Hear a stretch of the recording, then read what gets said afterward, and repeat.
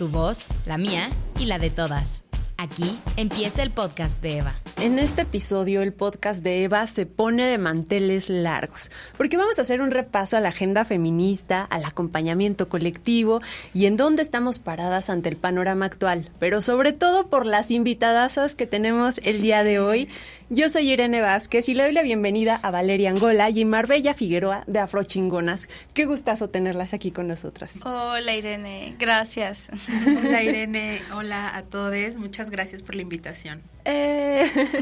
Bueno, en Afrochingonas ustedes hacen un trabajo maravilloso en torno a temas de coyuntura con perspectiva de género, pero sobre todo bajo un enfoque interseccional que nos parece maravilloso. Así que quiero preguntarles y pedirles que por favor ustedes se presenten y nos cuenten un poquito qué es lo que hacen desde allí. Bueno, pues Afrochingonas es un proyecto de investigación, difusión y creación plástica, artística, con perspectiva antirracista, decolonial y antipatriarcal. Tenemos un podcast que se llama Afrochingonas también, pero nuestro proyecto es mucho más grande que el podcast. Sin embargo, el podcast ha sido como lo que nos ha abierto muchísimas puertas y nos ha dado la posibilidad de estar, por ejemplo, acá, pero hacemos muchas cosas, escribimos, hacemos arte en todas sus manifestaciones, hacemos talleres, sí, como un montón de cosas, siempre con esta perspectiva antirracista, decolonial y antipatriarcal. Uh-huh. Buenísimo. ¿Sí? ¿Por ¿De acuerdo?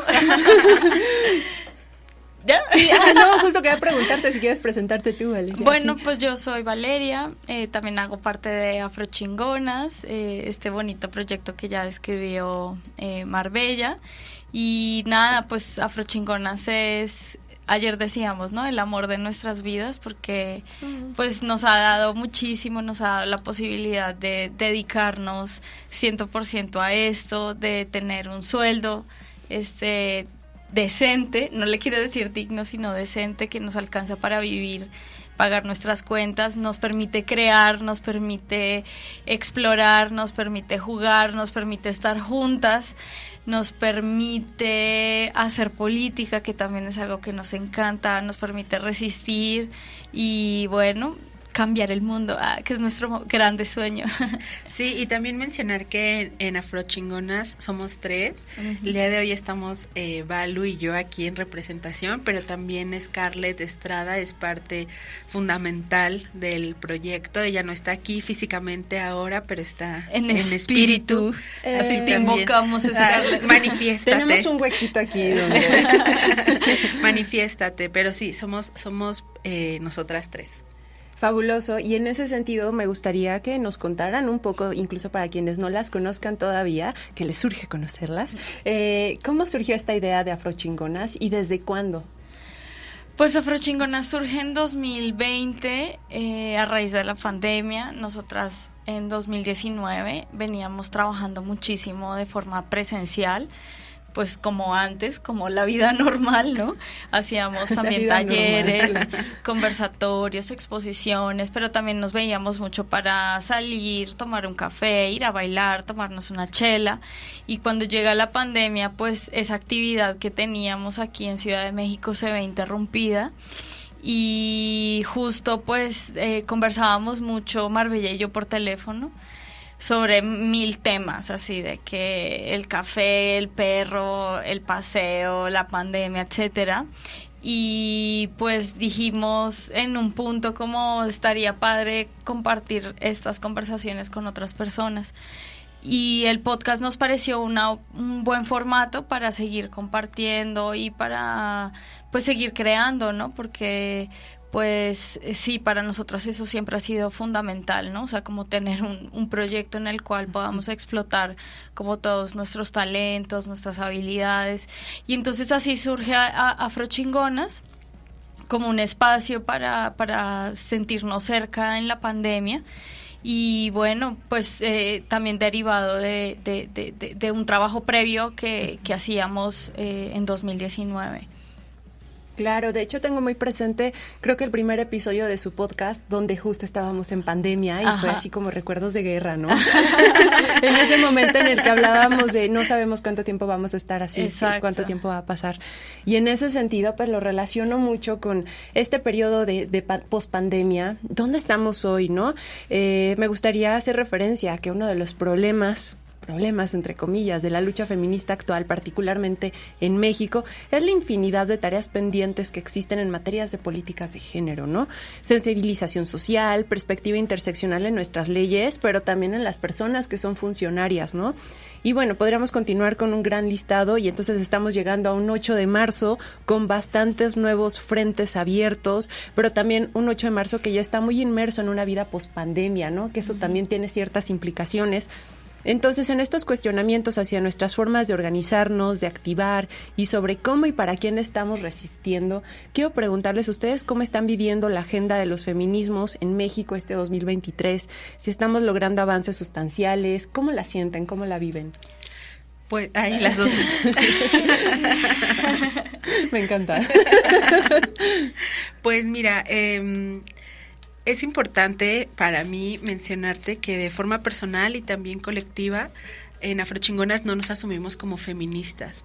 Esto no quiere decir que dejemos de lado o que no nos interesen señalar y trabajar por erradicar las violencias machistas, misóginas, patriarcales, etcétera, pero más bien no nos gusta nombrarnos por una decisión política feministas, nos nombramos antipatriarcales, y en ese sentido me parece que todas estas agendas de las que hablan, si bien hay como un enfoque antipatriarcal, para mí es necesario que también haya un enfoque antirracista, porque estos sistemas de opresión pues no vienen separados, ¿no? No es como claro, que uno actúe por un lado, el otro por el otro y así, sino que actúan de forma conjunta. Entonces me parece que es importante también tomar en cuenta, y mira, yo voy a serte muy honesta y aquí me da un poco de vergüenza, pero la verdad es que yo no estoy muy pendiente de las agendas en cuanto a políticas públicas, por ejemplo, ¿no? Porque también creo que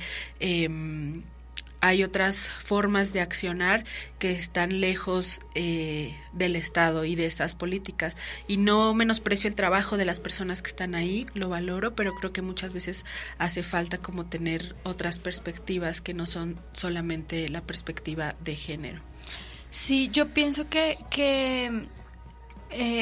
o sea, es notorio, por ejemplo, que hay algunos, digamos, avances en cuanto a, no sé, despenalización del aborto en el país, por ejemplo, ¿no? Y que hay, o sea, que sí, que se está discutiendo en varios estados ese tema. Y eso es un avance, ¿no? O sea, lo celebramos porque, pues, claro, es un avance justamente a la autonomía, ¿no?, de las mujeres, pero al mismo tiempo también lo celebramos porque nosotras no creemos en las cárceles como forma de impartición de justicia y no queremos que nadie esté ahí por ninguna razón, ¿no?, ni siquiera por las razones más horrorosas que puedan imaginarse, estaríamos de acuerdo con las cárceles. Entonces para nosotras, pues claro, celebramos cuando hay ese tipo de iniciativas o de conquistas en cuanto a derechos. Sin embargo, o sea, es que es muy raro, ¿no? Porque pareciera que hay avances de un lado, pero de otros no, claro, ¿no? Y entonces ahí es donde nosotras nos preguntamos, pues, ¿qué hacemos con todo esto? Porque sí, la agenda feminista está preocupada por estos temas y como decía, lo celebramos. Sin embargo, por otros lados vemos el retroceso, ¿no?, o la obstaculización. Eso. Lo que ella quiso decir. Eso, de ciertas cosas. Por ejemplo, no te voy a poner el ejemplo de las personas migrantes, ¿no? Claro. O sea, las personas migrantes no es una agenda ni del feminismo, ni de antirracismo a veces, ¿no? O de la afrodescendencia. Antirracismo quizás sí, pero de la afrodescendencia quizá no tanto, ¿no? Y entonces vemos, cómo se avanza en ciertos temas, pero en otros ni siquiera tenemos la discusión en lo público, ¿no? No tenemos el tema posicionado en los medios, y al contrario, ¿no? Vemos que cada vez se toman decisiones para la vida de las personas que son migrantes pues sea irrespetada, sea vulnerada, etcétera, ¿no? Entonces, y estamos como en esa contradicción nosotras también, porque no nos nombramos feministas, y nos nombramos sobre todo antirracistas, y vemos como un avance de este lado, pero del otro quizá no tanto, ¿no? Y ahí es donde pues estamos también nosotras en constante tensión y contradicción. Eso te podría decir. Siento que este espacio es súper afortunado de poder escuchar esa perspectiva que ustedes acaban de compartir. Bueno, esas perspectivas, ¿no? Porque muchas veces se habla o damos por hecho de que existe una agenda y que el feminismo puede abarcarlo todo o que es una sola manera de observar el mundo. Y en realidad hay tantas maneras, tantos frentes desde donde podemos posicionarnos y desde donde hablar. Como ustedes decían, la parte de ¿qué pasa con las personas migrantes, no? O sea, ¿qué pasa con las políticas públicas en torno a ello? Y ¿qué pasa también fuera del entorno de políticas públicas? Me gustaría que nos contaran un poquito más de estas perspectivas, llamémosle alternativas a una agenda que se ha posicionado en medios de comunicación y que se ha posicionado, también hay que decirlo, desde la academia, como un pilar ya importante. Pero ¿qué pasa con estos otros pilares, con estos otros ángulos que necesitan ser más vistos, que necesitan retomarse y que necesitan no solamente estudiarse desde la academia, sino también desde otras frentes, desde otras colectivas? Por favor. Claro. Pues mira, yo tengo un ejemplo que siempre doy el mismo ejemplo, pero es que es un ejemplo que a mí me funciona para entender estas situaciones, ¿no? Y yo hablo de una mesa de 10 patas, ¿no? O sea, 10 soportes. Y entonces pienso que justo la agenda feminista es uno de estas patas, ¿no? O más bien, al revés, que, no sé, como el patriarcado es una de estas patas, el racismo es otra de estas patas, el capacitismo es otra, y entonces para mí esa mesa no se va a caer, o sea, como esto de lo que hablan de no se va a caer, lo vamos a tirar, pues no vamos a tirar esa mesa por completo hasta que esas 10 patas desaparezcan, o sea, claro. No podemos enfocarnos solamente en derrumbar la pata del patriarcado, porque quedan otras 9, otras 15, otras tantas patas que hacen que esa mesa se siga sosteniendo, y esa mesa es, digamos, como el sistema, el mundo en el que vivimos, ¿no? Este sistema. Entonces, para mí es importante poner tanto énfasis en todas estas agendas, ¿no? La agenda feminista, la agenda antirracista, la agenda anticapacitista, la agenda anticlasista y todas las agendas que sirvan para erradicar como estas violencias estructurales. Yo, por dos. Ya en modo de, por supuesto que sí.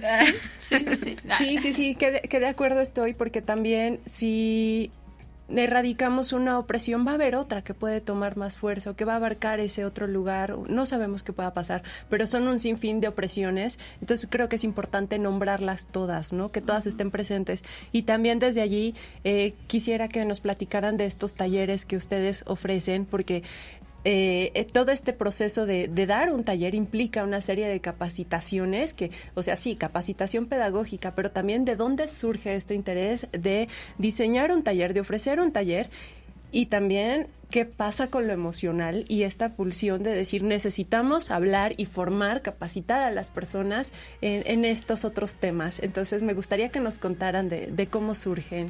Sí, justo, bueno, hemos dado algunos talleres, sobre todo dirigidos a personas afrodescendientes. Hace unos meses hicimos este taller sobre storytelling y visibilidad para personas afro, y en lo personal para mí fue una experiencia súper chévere porque nos encontramos con otras personas afro que tienen proyectos en otros países de la región como Panamá, Colombia, Guatemala, etcétera, y fue súper bonito encontrarse con otras personas que también están haciendo cosas súper interesantes y compartir nosotras pues la experiencia que tenemos desde Afrochingonas en relación pues al uso de las redes, al uso de pues las estrategias comunicativas que hemos desarrollado. Realmente nosotras pues no nos consideramos expertas en ningún tema, aunque pues cada una tiene como un campo de expertise.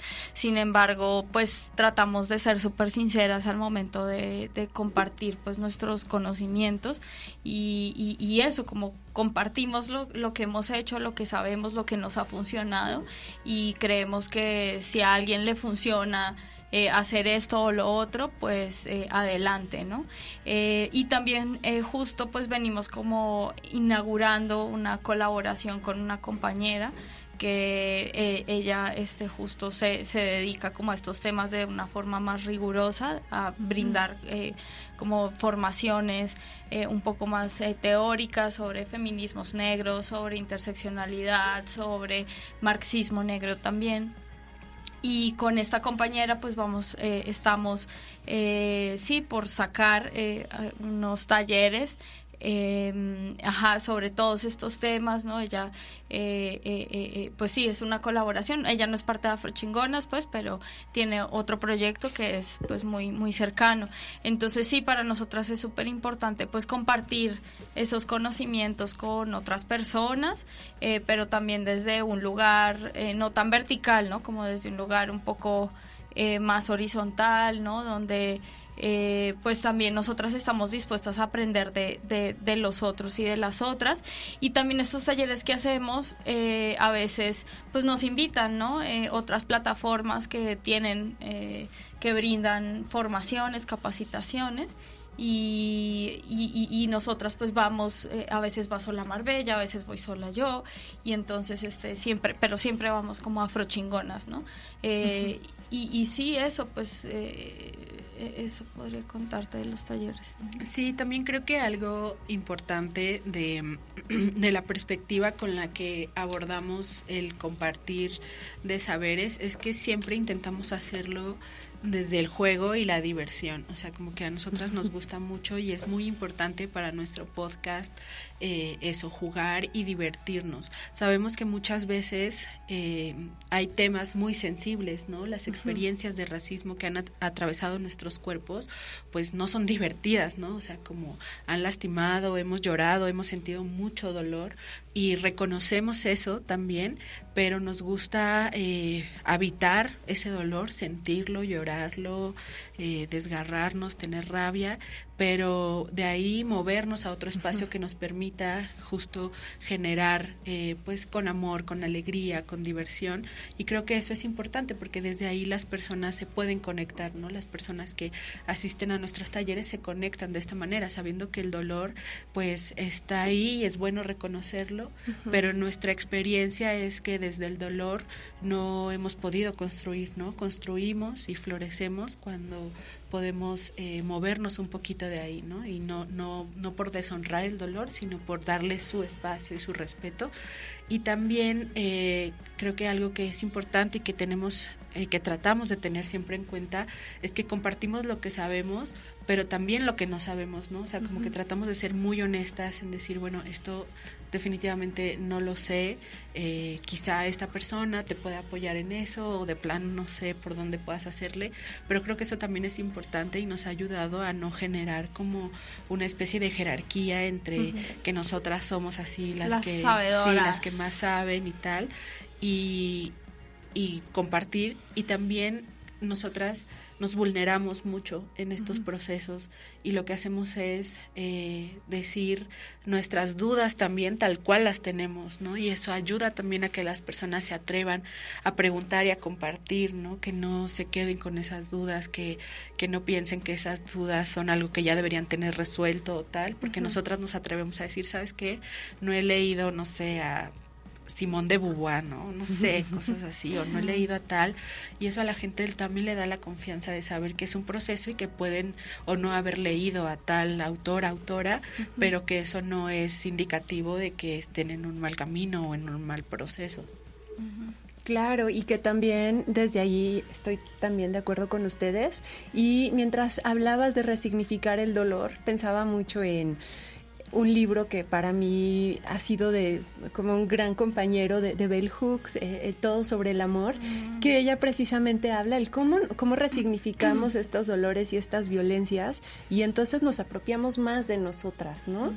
Entonces es un gran libro que, por cierto, estamos leyendo justo en estos momentos para una sorpresa. ¡Guau! ¡Qué mágico! Y aprovechando que estamos hablando de talleres y de qué hacemos con toda esta rabia, porque está allí, o sea, sí hay que hablarla y no va a desaparecer, o sea, pero ¿qué hacemos? Pienso mucho en el no son formas, ¿no? Que se pone tan de moda siempre que empieza el mes de marzo, y que quizás la respuesta más común en quienes critican las protestas y cualquier tipo de manifestación, ¿no? Sobre todo cuando vienen de estos movimientos. Quisiera preguntarles ¿cómo lo ven ustedes? Nos gustaría repensar esta tarea de visibilización, de formación, y que lo vemos por medio de talleres como los que ustedes hacen, y como hablaba también de este tiempo que ocupa y de exposición para hacer un trabajo pedagógico, pero que a la vez también se habla de reconocer la rabia, de quemar, de romper. Y en este sentido, ¿ustedes cómo entienden estos procesos y cómo leen esta censura a la rabia cuando viene desde ciertos cuerpos?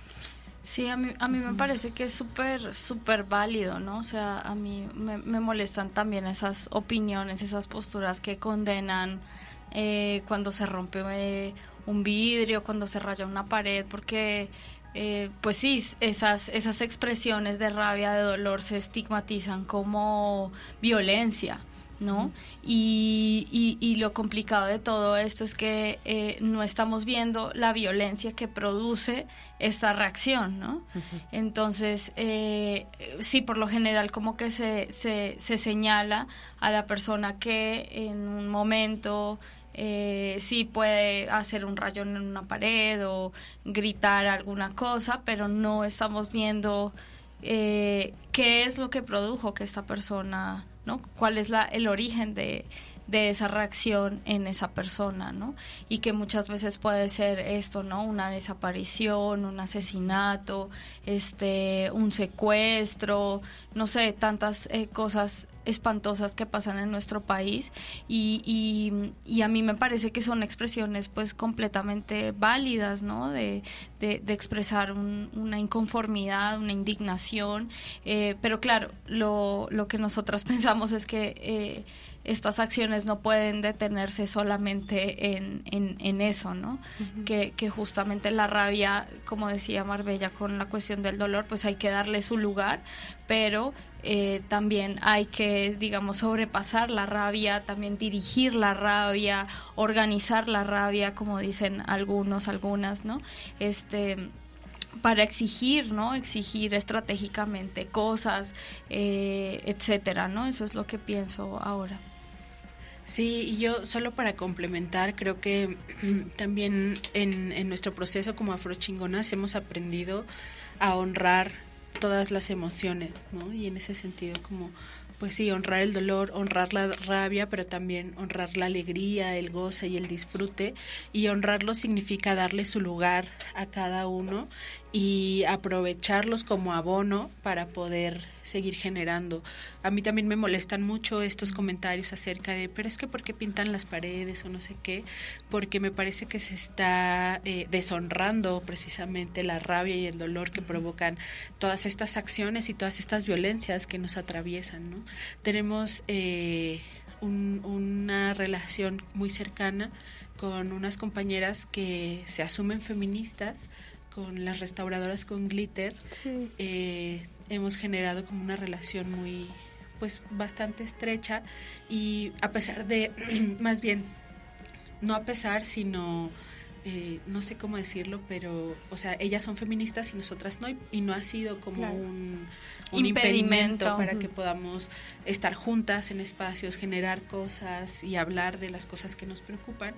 Y ellas tienen como justo esta perspectiva acerca de la manifestación legítima a través de el romper, el rayar, el no sé qué, y son restauradoras, ¿no? Entonces creo que quizá el estar cerca de ellas también nos ha podido dar como una perspectiva, quizá no distinta, porque nunca hemos sido así como de, ay, ¿por qué rayan? ¿No?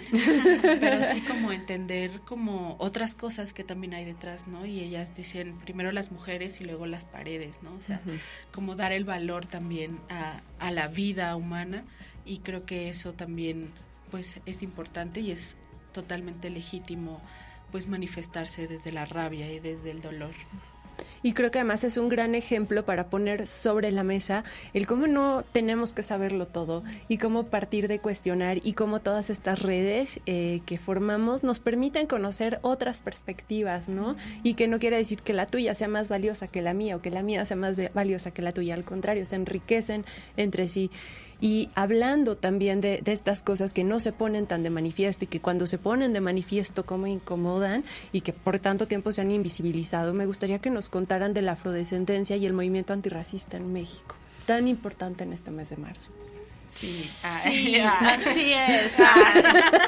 Pues es que también es un tema gigantesco, porque pues nosotras también hemos salido en marzo a marchar como mujeres afro. En ciertos años salimos, un par de veces, ¿no? Y la verdad es que las veces que yo he estado, pues ha sido bien emocionante como conformar un contingente de mujeres negras, y también ver como qué tan distintas son nuestras reivindicaciones como negras, porque nuestro contingente pues no era separatista, ¿no? Y nos dejaron hasta la cola de la marcha, la última marcha antes de la pandemia en 2020.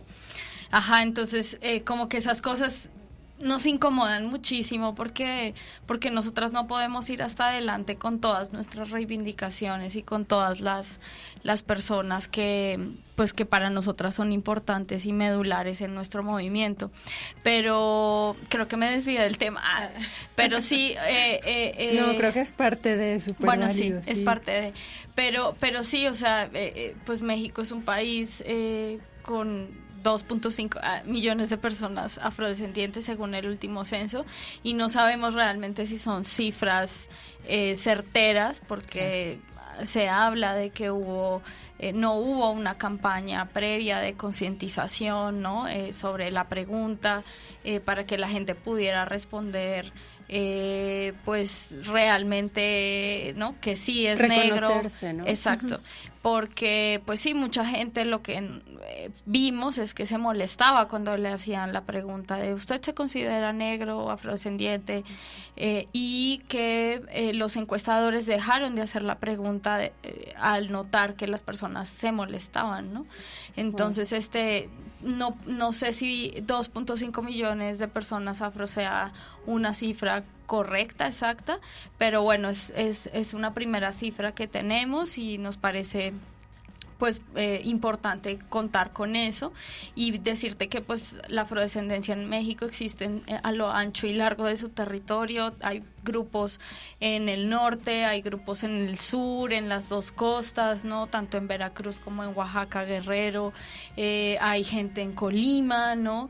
Hay gente en Michoacán, hay gente en Jalisco, en fin, o sea, y no solamente es gente que ha vivido en México durante, desde su fundación, ¿no? Como Estado nacional, sino también gente que hace parte de flujos migratorios, ¿no? Que viene de distintos lugares de África, pero también de Suramérica, también de Centroamérica, ¿no? Del Caribe. Entonces, hablar de la afrodescendencia solamente en términos de los descendientes de las personas que fueron esclavizadas es muy corto, ¿no? Porque durante pues todos estos años han migrado muchísimas personas de muchos lados que son negras, ¿no? Que son africanas, africanos y africanas del mundo y que por alguna razón están aquí en México, ¿no? Entonces, pues sí, nosotras tenemos también como ese cuestionamiento dentro del movimiento afro en México, porque lo voy a decir, sí, suele ser a veces también muy xenofóbico, ¿no? Yo he vivido expresiones de xenofobia a pesar de que soy mexicana. Soy colombiana, también tengo las dos nacionalidades, pero sí, culturalmente soy más colombiana que mexicana, ¿no? Y he vivido expresiones de xenofobia, sí, hacia mi nacionalidad por colombiana, de parte de personas negras, mexicanas, ¿no? Y que no te dejan participar, porque, no, pues tú no eres, así como las TERFs, así, tú no eres el sujeto político verdadero de la afrodescendencia en México. No, la afrodescendencia en México, somos los afromexicanos que nacimos aquí, ¿sí? O sea, esas tonterías que también pues se reproducen en otros grupos feministas, etcétera. Y también algo que me parece importante mencionar, y que de hecho nosotras lo decimos en la entrada de nuestro podcast, es que nosotras hablamos como mujeres negras o como mujeres afrodescendientes desde la Ciudad de México. Claro. Y eso es súper importante acotarlo, porque como dice Balu, pues en México la afrodescendencia está presente desde norte a sur, este, oeste, en todos lados, ¿no? Y nosotras no podemos abanderar, ni es nuestra intención abanderar, ni hablar por todas las personas afrodescendientes de México, ¿no? Nosotras hablamos de nuestra experiencia como 3 mujeres de la Ciudad de México, y eso así todavía más acotado, así como... De Metro Nativitas. En el número 4 sí, o sea, como... Me parece que esto es importante porque eso a nosotras nos permite saber que nuestra experiencia no es la experiencia total, universal de las personas, sí, de las mujeres afrodescendientes, de las mujeres negras en México, y a otras personas les permite saber que su experiencia, siendo similar o distinta a la nuestra, es válida, ¿no? Ya sea que estés en la costa, en la ciudad, en la sierra, en el norte, en no sé dónde, es válida esta experiencia, pero creo que sí, eso es algo importante. Nosotras nunca hemos hablado por todas las mujeres afrodescendientes de México, ¿no? Mucho menos del mundo, porque eso sería como algo... Pues, imposible. Sí, de acuerdo con ustedes, y pienso mucho en una entrevista que realizamos en el mes de enero para un reportaje sobre el Día de la Afrodescendencia. Entonces entrevistamos a 2 mujeres y hablando de la xenofobia, también una de ellas mencionaba cómo en su misma red constantemente les pedían pasaporte o un documento, les preguntaban de dónde vienes, y entonces al confirmarse como personas mexicanas era, no eres mexicano, enséñame tus documentos, ¿no? Entonces también estas violencias y xenofobia en torno a esto, entonces me parece muy relevante lo que mencionan ahorita. Y por otra parte también la parte interseccional, ¿no? O sea, sí, como mujeres de la Ciudad de México, y qué representan, ¿no? Las entrevistas que hacíamos recuperaban también testimonios de otras mujeres que se encontraban en comunidades rurales, pero cómo eso te marca también por una serie de preceptos y distintas opresiones que forman parte de a quienes perjudican, ¿no? Finalmente a grupos más vulnerables, estos grupos que no forman parte de quienes están tomando las decisiones. Sí, totalmente, y también de la centralización del poder, ¿no? Porque nosotras al estar en Ciudad de México, y con esto no quiero decir que nosotras seamos parte del poder, pero digamos que estamos más cercanas justo a estos espacios como de toma de decisiones o tal, ¿no? O sea, la centralización, que todo esté aquí en Ciudad de México y que en Ciudad de México se muevan un montón de cosas, pues nos da una perspectiva y una experiencia distinta, ¿no? A la de otras personas que están a kilómetros de distancia. No, y decirte, volviendo al tema de lo de la xenofobia, también, o sea, sí, son prácticas que vienen desde muy arriba, desde el Estado y todos sus aparatos, migración, Guardia Nacional, policía, etcétera, pero también son prácticas que desafortunadamente replicamos las personas, ¿no? Y sabemos que sí, que entre una cosa y otra pues hay mucha diferencia, no es lo mismo, no vamos a enjuiciar, perdóname, de la misma manera una persona X que a un ¿cómo se llama? Un trabajador, una autoridad del Estado. No vamos a hacer esa comparación porque evidentemente alguien que trabaja para el Estado pues tiene mucho más poder que alguien que no, pero sí es importante como pues señalar ese tipo de actitudes, ¿no? Entre las personas que somos iguales, ¿no? Por decirlo así, porque está muy feo hacer lo mismo que hace el Estado, ¿no? O sea, como pedirte la prueba de sangre para ver qué tan mexicana eres. O sea, es como el Estado, entonces eso es importante como si eso nos legitimara como personas. Exacto. Además, y como personas que tienen derechos, ¿no? O sea, que te permite ejercer o no tus derechos.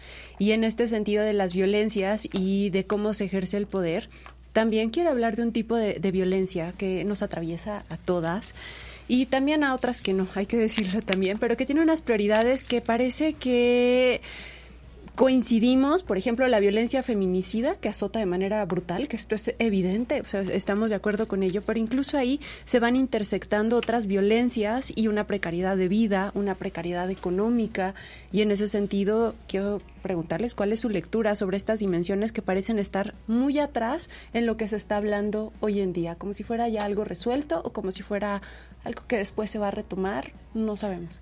Yo siento que más bien pareciera que es algo que ni siquiera existe porque ni siquiera se nombra, ¿no? O sea, sí, los feminicidios pues ocurren diariamente y sabemos, se habla de una cifra, ¿no? 11 mujeres al día. Pero es que a mí lo que me parece complicado de todo esto es que no estamos dando cuenta del contexto en el que esos feminicidios se están dando. Porque evidentemente esos feminicidios, y es un poco complicada esa generalización de las 10, 11 mujeres, porque no se están dando en las lomas de Chapultepec, ni en Polanco, ni en Interlomas, yo qué sé, no me sé más nombres de barrios fifís. No, evidentemente no son mujeres que se suben al transporte público, no son mujeres que andan en metro, son mujeres que tienen chofer, que tienen niñera, que tienen jardinero. No son ellas las que están corriendo el riesgo de perder su vida, ¿no? Entonces, como para dar cuenta como en el contexto en el que se están dando estos feminicidios, tenemos que ver de dónde son estas mujeres que están siendo asesinadas y ahí poder, digamos, pienso yo, visibilizar como todas estas cosas que dices, ¿no? Precariedad laboral, económica, etcétera. O sea, ¿sí? Porque de otra manera parece que todas son mujeres y que todas están paradas en el mismo sitio. Y no es cierto, ¿no? Ahí yo siento que la racialización tiene una cosa súper clave que aún no lo hemos entendido. Ni yo misma lo entiendo, ¿no? Porque creo que eso requeriría pues de un trabajo pues sí, como más puntual, de pensarle, de investigarle, de analizarle, pero yo creo que por ahí tiene que ir, ¿no? Y quienes también son los o les que les están asesinando, ¿no? Creo que eso es súper importante porque si se centra solamente en una cuestión de género, perdemos de vista todo lo que ocurre alrededor de eso. Yo solo quiero hacer una recomendación y es un librazazazazo que al principio no me gustó, pero luego sí. Es Perras de Reserva de Dalia de la Cerda. Me parece que aborda desde la ficción que realmente, bueno, yo no sé de literatura y de esos términos, pero me parece que eso de llamarle ficción es solamente, pues sí, como ponerle así un... Porque es una clasificación literaria. Exactamente, ¿no? Pero realmente pues aborda historias y temas como súper importantes y justo me parece que es como una buena forma de sintetizar esto que dice Valeria, ¿no? Como de no perder de vista los contextos de estas mujeres, de estos cuerpos, de estas vidas que han sido pues arrebatadas. Perras de Reserva me parece que es una una gran forma como de acercarse a esto. Hay este libro tiene como varios cuentos cortos, y uno de ellos me gusta muchísimo porque habla de una mujer afromexicana que se convierte en vampiro. Sí, ya yo spoileando. Ay, no, pero... yo no lo he leído. Sorry. A mí me están dando más ganas de leerlo. Pero me gusta porque habla de todo un contexto, habla de movilidad, de migración, de un feminicidio, de sistemas como de opresión y de otras violencias, y no solamente de un acto violento contra una mujer, ¿no? Sino que aborda como un contexto, exactamente. Entonces es mi recomendación. Creo que a mí me parece que es un gran libro y que puede darnos cuenta justo de el contexto de estas situaciones. Buenísimo, muchas gracias. Y hablando también de violencias, creo que hay otro tipo de entornos donde ocurren y que nos perjudica también, y que pues vamos a hablar de eso, porque también se percibe como una especie de resistencia, y en realidad no estamos tan seguras que sea realmente una representatividad dentro de esa resistencia, porque viene también de una violencia muy profunda. ¿De qué hablamos? Pensemos en lo que ocurre incluso en entornos políticos, en mujeres que representan en estos puestos. Hablemos también de las cuotas de género y cómo fortalecemos desde una visión crítica social, cómo fortalecemos nuestro ojo para poder señalar estas violencias que vienen de personas dentro de la representación de mujeres. ¿Te refieres a las TERFs?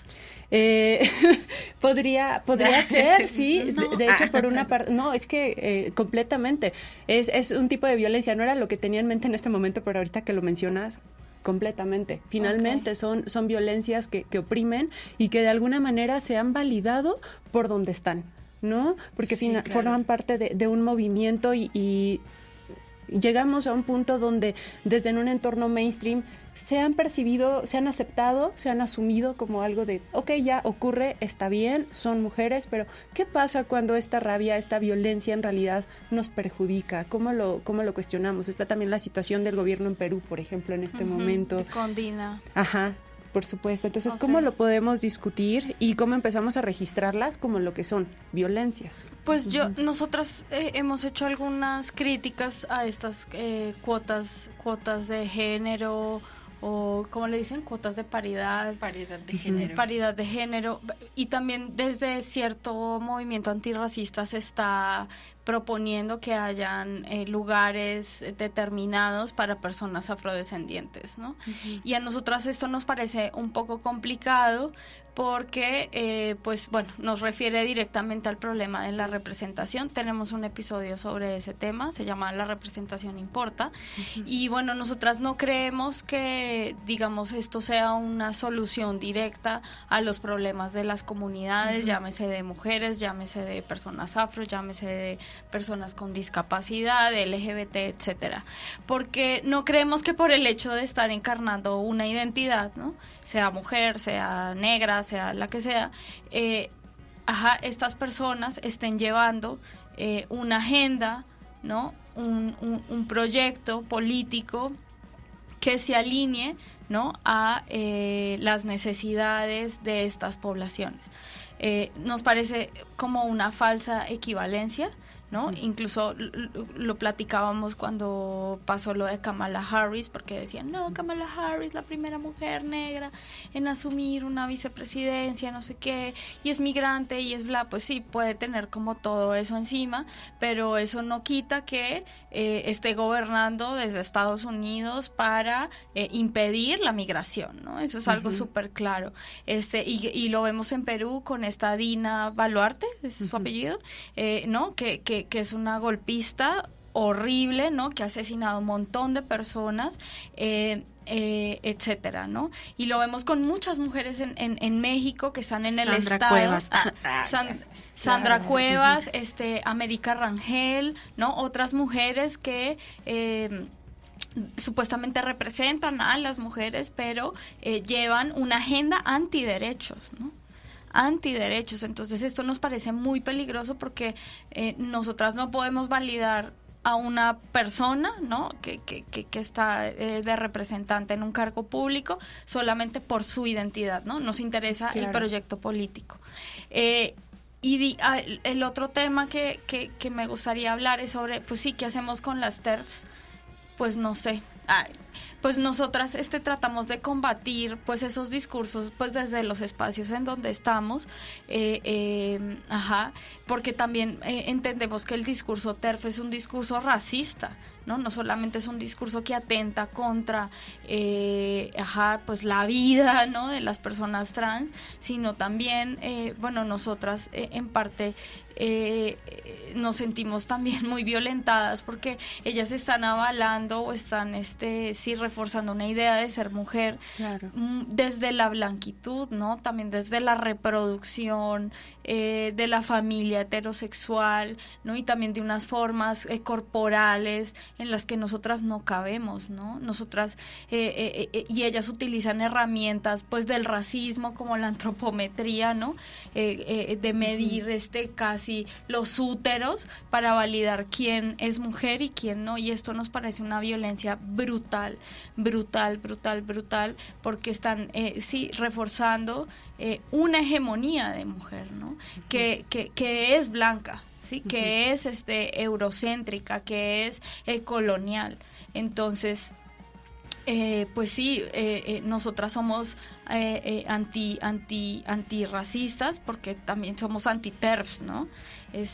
Y pues tenemos que seguir combatiendo sus peligrosos discursos pues desde los pequeños espacios donde estamos, para mostrarle también a las nuevas generaciones que ese feminismo no es lo único que existe. Claro, y me gustó mucho cómo lo pusiste. ¿Qué hacemos con las TERFs? ¿Qué hacemos con esto? ¿Qué hacemos con...? ¿No? Porque para empezar hay que nombrarlo y luego como, bueno, ¿y ahora? Y también tenemos que asumir que son parte del feminismo y que también son parte de todas los movimientos sociales. Yo me he encontrado a TERFs, que si bien no son feministas, hay gente que es transfóbica, que es racializada, desafortunadamente, ¿no? Y también tenemos que generar estrategias para poder dialogar con esas personas y que pues sus prejuicios no se conviertan en acciones que sí puedan atentar contra la vida de alguien, ¿no? Aquí otra recomendación. En nuestra web tenemos un texto que escribió nuestra compañera Scarlett, precisamente hablando de las cuotas de representación, y hace una especie de comparación entre Kamala Harris y Francia Márquez, ¿no? Y como la diferencia que existe para ella, desde su experiencia, para Scarlett, entre sentirse o no identificada con una o con otra, ¿no? Entonces, también como para ahondar o para abonar a este tema como de la representación y de estas cuotas, ¿no? De las personas que están supuestamente representando desde alguna identidad, pero que realmente lo están haciendo o no. Ese texto también es muy bueno. Muchas gracias, anotadísimo todo. Y para ir cerrando, me gustaría preguntarles qué se nos está quedando en el tintero este 8 de marzo y también qué representa para ustedes este día. Pues nosotras no marchamos. Ya no marchamos hace unos años, ya no marchamos. Este año aún no tengo claro qué es lo que vamos a hacer, pero claro, para nosotras es marzo en general, no solamente el 8M, es como la oportunidad de poder expresar todas estas críticas que tenemos, y bueno, también de encontrarnos con otros grupos de feministas amigas, ¿no? Que sí convergen con nosotras, y para nosotras pues sí es la oportunidad pues tanto de criticar, ¿no? y de hacer esas críticas pertinentes, pero también de encontrarnos con las compañeras que siguen nuestro trabajo y que también tienen esas críticas, pero hacen toda esa presión dentro del feminismo, ¿no? Entonces pues nada, nosotras nos interesa muchísimo pues eso, ¿no? Como seguir construyendo con otros movimientos, ¿no? Para poder, como dice Marbella, tumbar la mesa de las 70 patas. Sí, o sea, esa no era una mesa de 4 patas. Sí, no, o sea, yo digo 10 patas por decir algo, pero pues tiene un montón. Y en cuanto a qué se nos quede en el tintero, La verdad es que me gustaría dar una lista larga así de cosas y opciones, pero creo que justo son tantas que como que no puedo nombrarlas, pero lo que puedo decir es que escuchar las experiencias diversas de las personas pues nos da pauta de qué se está quedando atrás, ¿no? Qué estamos dejando de lado y a qué hace falta meterle pues más atención y poner más énfasis en que pues se trabaje en pro de combatir ciertas violencias que quizá no son pues tan visibles. Claro. Aprendí un montón de escucharlas en estos minutos. Muy valioso todo lo que nos comparten y creo que hay que seguir formándonos. Nadie tenemos la verdad absoluta sobre nada, entonces qué maravilla poder dialogarlo, escuchar, preguntar. Entre todos, dicen, entre todos sabemos todo. Queridas, pues por favor recuérdenos dónde las pueden encontrar, qué recomiendan para alguien que apenas las va a conocer, por dónde empezar. Por el capítulo número de nuestro podcast. No, sí, que escuchen nuestro podcast. Estamos disponibles en todas las plataformas de podcast. Nos encuentran como Afrochingonas en Twitter, Instagram y TikTok. Nos encuentran como @Afrochingonas. Tenemos página web, ahí también están todos nuestros episodios, www.afrochingonas.com, y que escuchen cualquier episodio que les llame la atención. Tenemos episodios sobre comida, sobre lengua, sobre deporte, sí, sobre arte, sobre pelo, sobre cuerpo, sobre baile. Tenemos muchísimos temas y seguro por uno que les llame la atención se meten y ya empiezan a navegar en el mundo de Afrochingonas. Y también tenemos canal de YouTube. Ajá. Sí, ahí empezamos hace poquito a subir nuestro podcast. Antes En solo video. era audio y ahora ya tenemos video, entonces también pueden vernos en YouTube. Nos buscan así, Afrochingonas. Después de ver se siguen al de ustedes. Por Sí, favor. y también tenemos Patreon. Yo así Patreon, porque pues es una plataforma en donde tenemos sus talleres. No recolectamos dinero. No tenemos talleres, pero qué buena idea. Sí, ahí en Patreon pues pueden hacer donaciones. Tenemos no tantos servicios, pero pues si pueden donar y están sus posibilidades, unos dólares, Sí, nos sirve mucho para seguir haciendo Afrochingonas. Valeria, Marbella, un gustazo tenerlas por aquí. Muchas gracias por escucharnos, Gracias. por vernos. Gracias a ti. Gracias. Y por favor síganos en nuestras redes sociales, nos encuentran en todas como La Cadera de Eva y nos vemos el próximo martes. Chao, gracias.